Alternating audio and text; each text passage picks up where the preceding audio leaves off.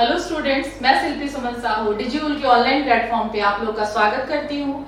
आज हम सब देखने वाले हैं सिविक्स कि सिविक्स से किस तरह के पैटर्न के क्वेश्चन आप लोगों के एग्जाम में आने वाले हैं, कितने नंबर के क्वेश्चन रहेंगे और किस तरह आप लोगों को उसका आंसर करना है।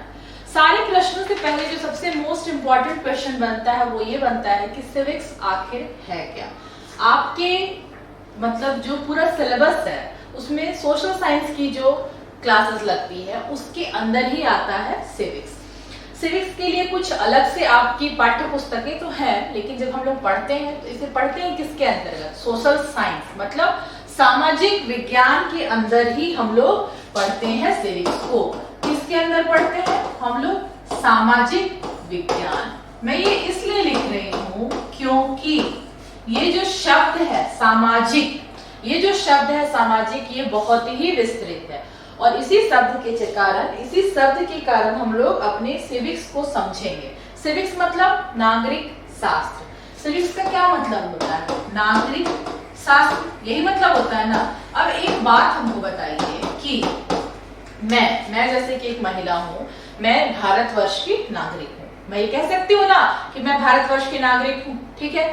भारतवर्ष के अंदर क्या है? बहुत सारा अलग अलग भाषाएं बोली जाती हैं, अलग अलग धर्म है, संस्कृति है, तरह तरह की सामाजिक व्यवस्था है। मतलब सामाजिक व्यवस्था मतलब समाज। एक समाज के अंदर जो मनुष्य रहता है अपनी जरूरतों के लिए समाज पर निर्भर करता है और उस समाज के प्रति उसके जो भी कर्तव्य बनते हैं उनको वो पूरा करता है। इन सारी चीजों के होने के बाद ही वो एक साधारण मनुष्य उस समाज का नागरिक कहलाता है।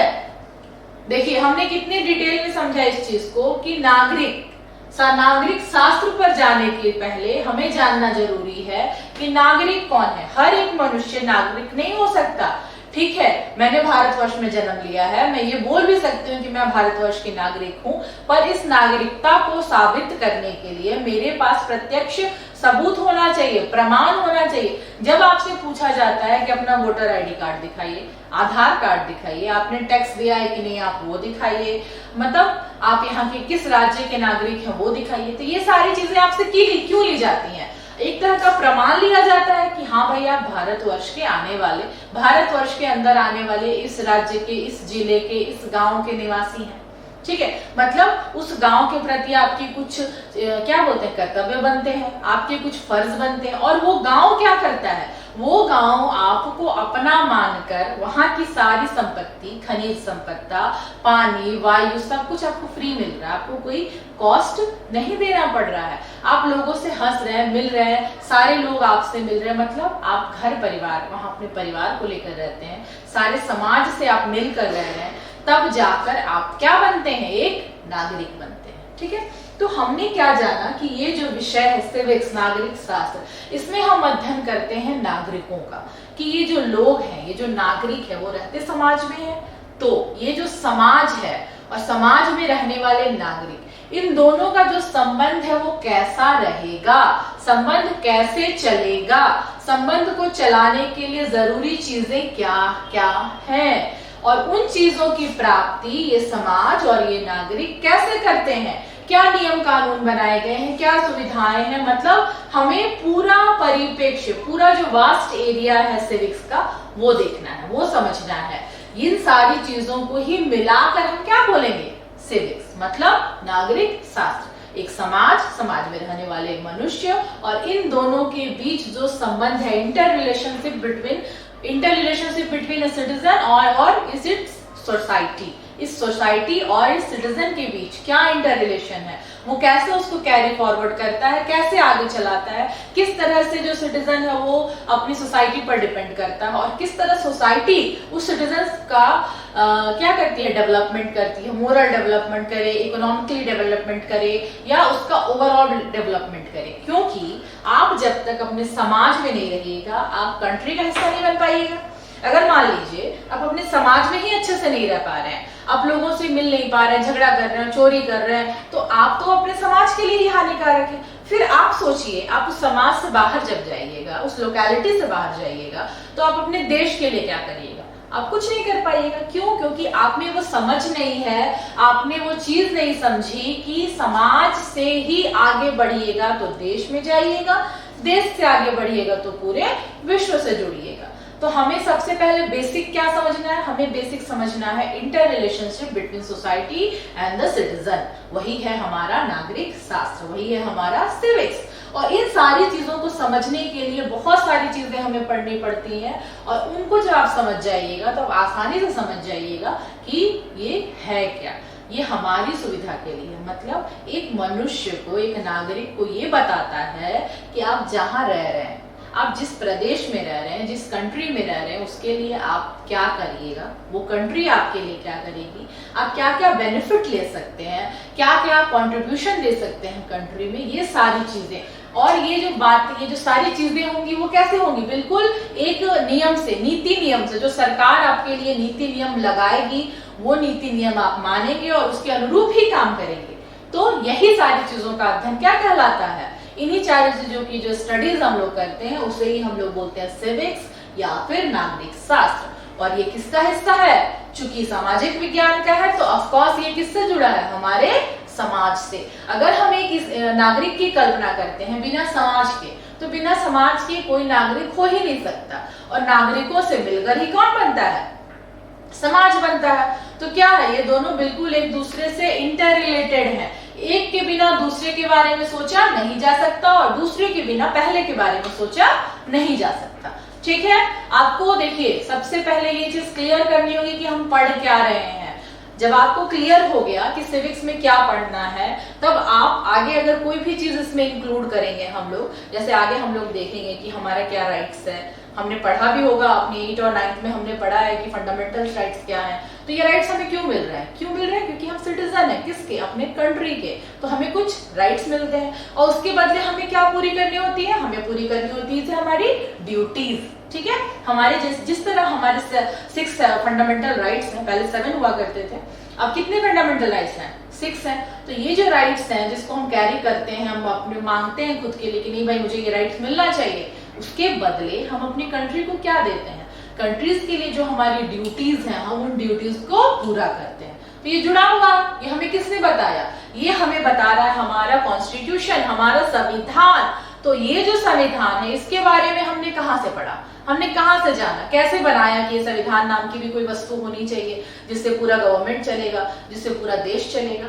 तो ये सारी चीजें ही जिसका अध्ययन हम लोग पूरा मिला जुला कर एक क्या बोला जाए, एक बिल्कुल वास्ट लेवल पे हमें ये जानना है और उसको समझना है।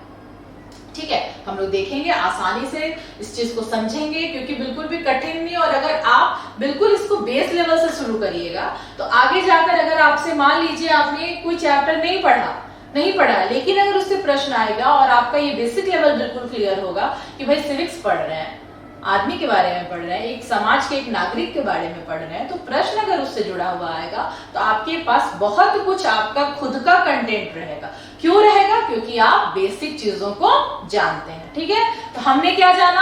हमने जाना कि नागरिक शास्त्र क्या है, मतलब सिटीजनशिप और सिटीजन और उसकी सोसाइटी की भी जो इंटर रिलेशन है वही है सिविक्स। ठीक है, अब हम लोग देखेंगे कि सिविक्स में हमारे क्लास 10 में जितने चैप्टर्स थे उसमें कौन कौन से चैप्टर्स नहीं आने वाले हैं। आपको पता है कि 3 चैप्टर्स नहीं आने वाले हैं, बाकी सारे चैप्टर्स आने वाले हैं। तो उसके ही अकॉर्डिंग हम लोग देखेंगे किस तरह के क्वेश्चंस रहेंगे, हमें कैसे उसका आंसर करना है ताकि मार्किंग कैसे मिले, पूरी की पूरी फुल मार्क्स हमें चाहिए। ठीक है, पहले हम लोग आज क्वेश्चन डिस्कस करेंगे। आज हमारा पहला सीरीज का सेट हो देखने वाले हैं हम लोग देखेंगे कि क्वेश्चन किस लेवल के आएंगे, मतलब प्रश्न का जो स्तर है, मतलब डिफिकल्टी लेवल क्या होगी, आपको जो आंसर प्रिपेयर करना है वो कैसा करना है। ठीक है, चलिए हम लोग अपना पहला क्वेश्चन देखते हैं क्या है। पहला क्वेश्चन हमारा पहला क्वेश्चन है, देखिए सिविक्स है। और एक चीज मैं आपको बता दूं कि हमारा पूरा जो प्रश्न है एसएसटी का पूरा है वो है 90 मार्क्स का, जिसमें कि सिविक्स से आने वाले हैं 22 मार्क्स के क्वेश्चन। कितने के आने वाले हैं? 22 मार्क्स क्वेश्चन। बहुत ही इजी है, आप आसानी से दे सकते हैं। क्योंकि मैंने क्या बोला कि पहले खुद को डेवलप करिए। आप चूंकि आप 10वीं में हैं, 10th में हैं आप, तो बहुत कुछ आप अब जानते हैं। सोसाइटी के बारे में भी जानते हैं, सोसाइटी के प्रति आपका बिहेवियर क्या होना चाहिए, और आप ये भी जानते हैं सोसाइटी से आप क्या क्या ले सकते हैं। ठीक है, तो अब बहुत कुछ चीजें हैं जो आपके दिमाग में क्लियर है। 22 मार्क्स के क्वेश्चन आने वाले हैं, पढ़ना बहुत कम ही है। चलिए देखते हैं कि क्वेश्चन किस टाइप के होंगे। पहला क्वेश्चन देखते हैं, झारखंड राज्य का गठन कब हुआ? 2000 ईस्वी, 2002, 2001, 2003। हम सब जानते हैं झारखंड राज्य का गठन हुआ 2000 ईस्वी में। ठीक है, प्रश्न मतलब देखिए कि मैं बता रही हूँ लेवल बहुत ज्यादा हाई नहीं आने वाला है। ठीक है, चलिए हम लोग अपनी अगले क्वेश्चन पर चलते हैं। अगला क्वेश्चन हमारा कहता है, इनमें से कौन गैर लोकतांत्रिक देश है? हमने ये देखा कि हमारे बुक्स में से जो चैप्टर हटाए गए हैं उसमें डेमोक्रेसी के भी कुछ पार्ट्स हटाए गए हैं, लेकिन पूरी डेमोक्रेसी से 3-4 चैप्टर हैं जो सारे नहीं हटाए गए हैं, एक पार्ट हटाए गए हैं। जब हम बात करते हैं डेमोक्रेसी की, डेमोक्रेसी मतलब अभी हम लोग देख रहे हैं ना गैर लोकतांत्रिक, यहाँ पर से आप गैर को ढक दीजिए, हमें गैर नहीं पता, हमें लोकतांत्रिक पता है। तो ये जो लोकतांत्रिक है उसका क्या मतलब होता है? जनता का, जनता के द्वारा, जनता के लिए शासन, यही है ना डेमोक्रेसी। हम खुद पे शासन करने के लिए खुद से चुनते हैं किसी एक व्यक्ति को, किसी एक दल के नेता को, किसी एक पॉलिटिकल पार्टीज को, कि भाई आपकी पार्टी का ये जो नेता खड़ा है उसे हम वोट देते हैं, वो जाकर हमारे देश का क्या होगा? प्रधानमंत्री बनेगा, और वो प्रधानमंत्री फिर अपने सारे सदन के गठन करेगा और वो हमारे देश की सरकार को चलाएगा। चुनता कौन है? चुनते हम हैं। किन में से चुनते हैं? हमारे देश के नागरिकों में से ही चुनते हैं। और किसके लिए चुनते हैं? खुद के लिए चुनते हैं। तो ये क्या हुआ? ये हो गया लोकतांत्रिक सरकार। हमारा प्रश्न क्या है? हमारा प्रश्न कह रहा है कि इनमें से कौन कौन गैर लोकतांत्रिक देश है? पाकिस्तान, संयुक्त राज्य अमेरिका, भारत या कोई नहीं। देखिए प्रश्न जो है ना, भारत या कोई नहीं, प्रश्न देख के हमें अंदाजा मिल जाता है कि हमें इसका आंसर कितना इजी है। हमने जब डेमोक्रेसी वाली चीज पढ़ी थी तो हमने ये भी डिस्कस किया था कि पूरे वर्ल्ड वाइड कुछ 5 करके ऐसे कंट्रीज हैं जिनमें अभी भी गैर लोकतांत्रिक सरकार है। ठीक है, इसका आंसर भी 1 नंबर का है, बहुत आसानी से बन जाएगा। हम लोग जब आंसर डिस्कस करेंगे तब हम लोग देखेंगे कि वो कौन सी 5 ऐसी कंट्रीज हैं जिसमें अभी भी गैर लोकतांत्रिक सरकार है। ठीक है, हम लोग अपना अगला क्वेश्चन देखते हैं। हमारा अगला क्वेश्चन क्या है? फिल इन द ब्लैंक्स है। ब्लैंक की मुख्य जिम्मेवारी गृहस्थी चलाने और बच्चों का पालन पोषण करने की है। ऑप्शन देखिए, औरतों और पुरुषों। इंग्लिश में देखते हैं, the main responsibility of blank are household work and bringing up of childrens. हमारी सोसाइटी में हमने क्या देखा है कि जो घर की सारा कुछ है, हाउस होल्ड वर्क कौन करती है? मम्मी। बच्चों का लालन पोषण, उनका ब्रिंगिंग अप कौन करती है? मम्मी। यहाँ पे ऑप्शन है वुमेन और मैन, तो हमारा आंसर क्या होगा? हमारा आंसर होगा वुमेन होगा। और यहाँ पर क्या होगा? औरतों। औरतों की मुख्य जिम्मेदारी गृहस्थी चलाने और बच्चों की पालन पोषण करने की। देखिए बहुत आसान उत्तर है, ये सब आप लोग बना भी लीजिएगा, ज्यादा इसमें डिस्कस करने की जरूरत नहीं है। हम लोग अपना अगला प्रश्न देखते हैं कि किस तरह का प्रश्न रहेगा। सेम है, ये भी फिल इन द ब्लैंक्स है। क्या क्वेश्चन है? गांधी जी का धर्म से मतलब हिंदू या इस्लाम जैसे धर्म से न होकर ब्लैंक धर्म से था जो सभी धर्मों से जुड़े हैं। ऑप्शन है सामाजिक मूल्यों, नैतिक मूल्यों। देखिए बाय रिलीजन, हम लोग देखते हैं क्वेश्चन। देखिए by religion Gandhi ji did not mean any particular religion like Hinduism और Islam, rather he meant by it the blank that related to all religions, social values, moral values. क्या होगा इसका उत्तर? बहुत ही इजी क्वेश्चन है, आप लोग आसानी से बना पाइएगा। हम लोग इसका आंसर भी डिस्कस करेंगे आगे। राज्य संबंध पर प्रकाश डालिए, throw light on the centre state relationship. जब हम लोग पढ़ते हैं फेडरलिज्म, फेडरलिज्म मीन्स संघवाद। जब हमने संघवाद पढ़ा था तो हमने देखा था कि क्यों फेडरलिज्म जरूरी क्यों है, why it is important to be a part of that federalism. क्यों जरूरी है? अगर आपके देश की जो भी सरकार है, जो भी गवर्नमेंट है, वो आप किसी एक आदमी को सौंप देते हैं, तो इतने बड़े कंट्री को जहां पर इतने लोग हैं, क्या वो एक आदमी उस चीज को बहुत अच्छे प्रॉपर वे में कर पाएगा? नहीं कर पाएगा। तो हमें क्या है, जरूरत है उसके डिवाइडेशन की, एक लेवल, बहुत सारे लेवल में उसको बांटा जाए ताकि वो जो काम है वो प्रॉपर वे में हो पाए। ठीक है, चलिए हम लोग क्वेश्चन देखते हैं केंद्र राज्य संबंध पर प्रकाश डाले, कितने नंबर का प्रश्न है? ये 4 या 5 नंबर का प्रश्न आया हुआ होगा। हम लोग अगला नेक्स्ट क्वेश्चन देखते हैं हमारा। देखिए मैंने बोला ना 5 नंबर का क्वेश्चन है। देखिए क्या क्वेश्चन है। दबाव समूह समाज के किसी खास तबके के हितों एवं दृष्टिकोणों को संगठित अभिव्यक्ति होते हैं, विवेचना करें। क्वेश्चन है pressure groups are the organised expression of the interest and views of specific social sections, explain. या आपका और क्वेश्चन है राजनीतिक दल अपना काम काज बेहतर ढंग से करें, इसके लिए उन्हें मजबूत बनाने के कुछ सुझाव दें। Suggest some reforms to strengthen political parties so that they can perform their functions well। क्या बोला जा रहा है क्वेश्चन? पहला जो क्वेश्चन है कि जो प्रेशर ग्रुप्स होते हैं वो किसी खास तबके के हितों और दृष्टिकोण को संगठित अभिव्यक्ति होती है। जब हम लोग प्रेशर ग्रुप्स की बात करते हैं, प्रेशर ग्रुप्स क्या करते हैं? वो अपने पीछे एक पूरी ऐसी सोसाइटी को लेते हैं, सोसाइटी के फीलिंग्स को लेते हैं, उनके वैचारिक, उनकी जो क्या बोला जाए, उनकी भावनाओं को, उनका जो मत होता है वो क्या कहना चाहते हैं, उन सारे लोगों को लेकर एक प्रेशर ग्रुप आगे आता है। कुछ ऐसा दल, ऐसा कुछ ग्रुप आगे आता है जिसको हम लोग प्रेशर ग्रुप बोलते हैं। प्रेशर ग्रुप क्या करता है? जो तत्कालीन, जो उस टाइम की गवर्नमेंट होती है उस पर प्रेशर डालता है कि भाई हमारी ये जो कम्युनिटी है, हमारे जो इतने लोग हैं, हमारा जो ग्रुप ऑफ पीपल्स है, ये चाहता है कि हमारे लिए ये चीजें आप चेंज करें या हमारे लिए ये सुविधाएं आप दें। तो आपको बताना है कि ये जो प्रेशर ग्रुप है, क्या ये बात सही है कि वो किसी एक चीज को लेकर उठता है या किसी खास तबके के लिए आता है या किसी खास ग्रुप ऑफ पीपल्स के लिए आता है? ये बात आपको एक्सप्लेन करनी है। आप अपने लैंग्वेज में, हम लोग इसका आंसर डिस्कस करेंगे तब हम लोग देखेंगे। सेकंड इसका क्वेश्चन बनता है कि suggest some reform to strengthen political parties so that they can perform their function well. आप बताइए पॉलिटिकल पार्टीज, हम लोग पॉलिटिकल पार्टीज के बारे में जानते हैं कि पॉलिटिकल पार्टीज क्या होती है, उसका क्या काम होता है, उसकी जरूरत क्यों है। Why the political parties are so important in Indian democracy or otherwise in any country democracy? क्यों ये पॉलिटिकल पार्टीज इतनी ज्यादा जरूरी है? कुछ तो कारण होगा। अब ऐसा तो नहीं है कि जैसे कि अमेरिका वगैरह में हम लोग देखते हैं कि वहां पे सिर्फ 2 ही पार्टीज हैं, एक पार्टी गवर्नमेंट बना रही है, एक पार्टी ऑपोजिशन में बैठ रही है। उसके अलावा वहां पे बहुत ज्यादा पार्टियां नहीं है, जैसे लेकिन हम अपने इंडिया में देखते हैं कितनी सारी पार्टियां हैं, बहुत सारी पार्टीज हैं। तो ये जो पार्टीज इतनी ज्यादा हैं, क्या इनकी इतनी ज्यादा होने की जरूरत है? या फिर हम लोग भी ये कर सकते हैं कि भाई कोई एक पार्टी रखते हैं, यही पार्टी हमेशा गवर्नमेंट बनाएगी। तो हमने ये भी देखा कि इसका इम्पोर्टेंट क्यों है, पॉलिटिकल पार्टीज क्यों होना चाहिए, क्या फंक्शन है और ये किस तरह से फंक्शन करेगी।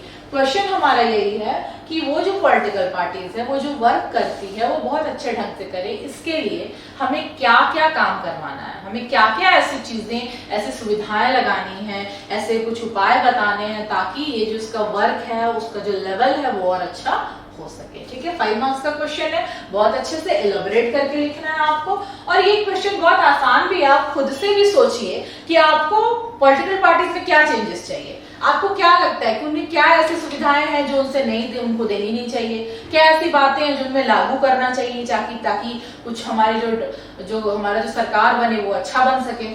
ठीक है, हमारा अगला क्वेश्चन देखिए कि लोकतंत्र में सभी को एक ही वोट का अधिकार है। इसका मतलब यह है कि लोकतंत्र में किसी तरह का प्रभुत्व और टकराव नहीं होता। इस कथन के पक्ष में 2 तर्क दें।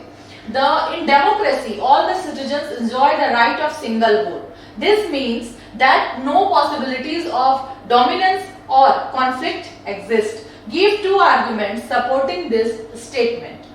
या सेकंड है, लोकतंत्र की सफलता की किन्हीं 5 आवश्यक शर्तों का वर्णन करें। Describe any 5 necessary condition of successful democracy. हम जब बात करते हैं डेमोक्रेसी की, कि लोकतंत्र कैसा होना चाहिए, और अगर लोकतंत्र सफल है, किसी देश में बहुत अच्छा लोकतांत्रिक गवर्नमेंट चल रहा है, डेमोक्रेटिक गवर्नमेंट चल रहा है, तो वो क्यों चल रहा है? अगर वो बहुत ज्यादा सक्सेसफुल है तो उसके पीछे वो लोग का कैसा नियम है, वो लोग किस तरह से चला रहे हैं, क्या क्या चेंजेस किए हैं जो हम लोग को भी करनी चाहिए। तो बताना हम लोग को कि लोकतंत्र की सफलता का 5 मेन जो क्या ऐसा 5 मेन इंपॉर्टेंट कंडीशन है जो हमें लगाना है। 5 मार्क्स का क्वेश्चन है, आप लिख सकते हैं। हम लोग नेक्स्ट क्लास में जब इसका आंसर डिस्कस करेंगे तो हम लोग उसको देखेंगे पॉइंट वाइज। और जो ऊपर वाला क्वेश्चन है कि सभी को एक वोट का अधिकार है, इसका मतलब है कि लोकतंत्र में किसी तरह का प्रभुत्व और टकराव नहीं होगा। इस कथन में पक्षक में 2 तर्क दें। जब ये प्रश्न हम लोग कर, ये जो क्वेश्चन हम लोग देखते हैं कि सभी को एक वोट का अधिकार है, ठीक है, हम सभी भी जब वोट देने जाते हैं तो एक वोट देते हैं, तो ये जो एक वोट देने का अधिकार है, क्या ये चीज इस चीज को गारंटी नहीं देती है कि भाई मान लीजिए मैं चुनाव में खड़ी होती हूँ तो मेरे जितने जानने पहचानने वाले हैं वो क्या करते हैं, 10-10 बार मुझे ही वोट दे देते हैं।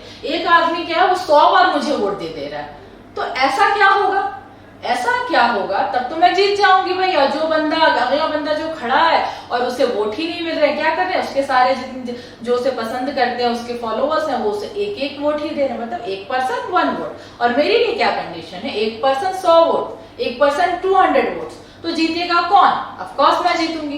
तो इस सिचुएशन में क्या होगा कि जो पार्सलिटीज होती है, पार्सलिटी होगी, किसी एक के लिए वोट एक से ज्यादा दे सकते हैं और किसी एक के लिए एक ही वोट दे रहे हैं। इस कंडीशन में क्या होगा, इस कंडीशन में होगा कि फेयर जो इलेक्शन होना चाहिए वो फेयर नहीं रहेगा और जिस कैंडिडेट को जीतना चाहिए वो नहीं जीतेगा। ये तो बिल्कुल क्या बोल लीजिए कि बिल्कुल गलत चीज हो जाएगी ना। तो हमारे जो क्वेश्चन है हमारा वही है कि ये क्या करता है, आपको एक वोट का जो अधिकार दिया गया है वो आपके लिए बहुत अच्छा है, गवर्नमेंट के लिए बहुत अच्छा है और जो गवर्नमेंट बनने वाली है उसकी स्थिरता के लिए बहुत अच्छा है, ठीक है। उसके पक्ष में आपको कुछ भी 2 आर्गुमेंट देने हैं। हम लोग आंसर डिस्कस करेंगे, हम लोग देखेंगे कि इसे किस तरह से आंसर करना है, ठीक है।